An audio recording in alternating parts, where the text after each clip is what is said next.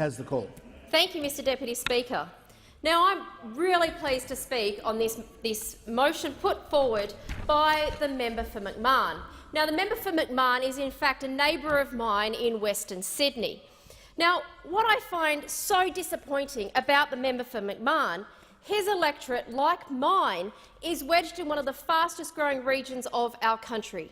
Now, the southwest growth sector, which goes through the member for McMahon's electorate, is seeing unprecedented growth right through the region. Now, this growth is so important for the future of Sydney. Now, previously, another Sydney colleague, the member for Mitchell, was rightly talking about the issues of supply and demand. Now, the supply and demand of real estate in Sydney is absolutely crucial. He was right when he said that Bob Carr, the Premier of New South Wales, made that bleeding statement, "Sydney is full." And let's not forget the Rand government that then sold off our corridors.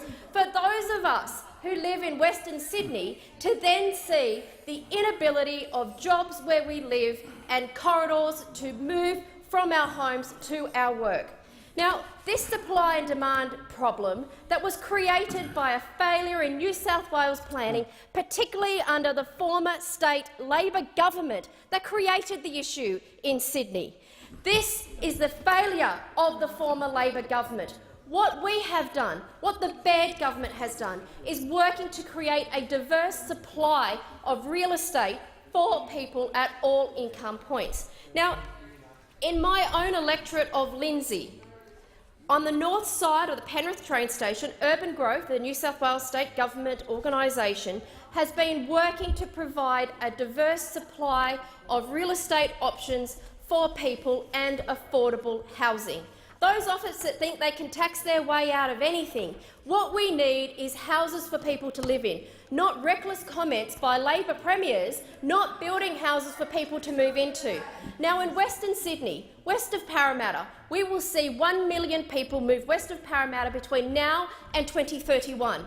What we need is visionary ministers like the member for Bradfield, who is working to create roads and corridors to connect these suburbs. We are investing to be able to create these suburbs, release the land and build a diverse housing mix for the people that are choosing to call Western Sydney home.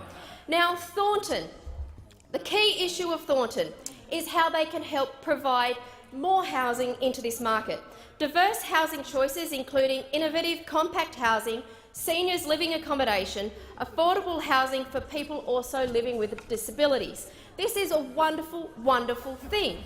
Evolve Housing is one of the developers within this estate, and this developer has said, and I quote, "The mixed tenure model has been expanded to the private market apartments in addition to affordable and social apartments.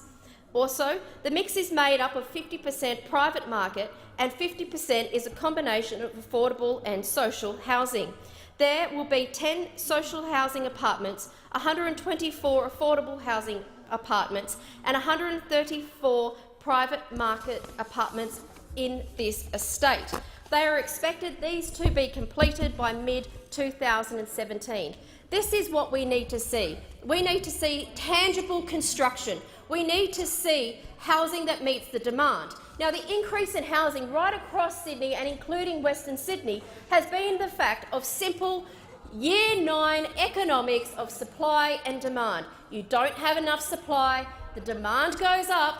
When demand goes up, the price goes up. So do you know what you do? You supply more real estate. Now, the other thing about the former Labor government that had completely failed New South Wales in every shape and form is that whilst they weren't investing in real estate, why they weren't building, why they weren't meeting the needs of our community, we saw their contribution to the GDP of our country fail.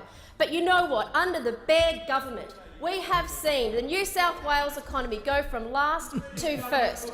And I would like to congratulate the Baird government. I would also like to congratulate the member for Bradfield, who has been working tirelessly to ensure that we build the infrastructure that will release our land, that will surely provide the housing to make affordable housing for the people in Western Sydney, and that is to be commended.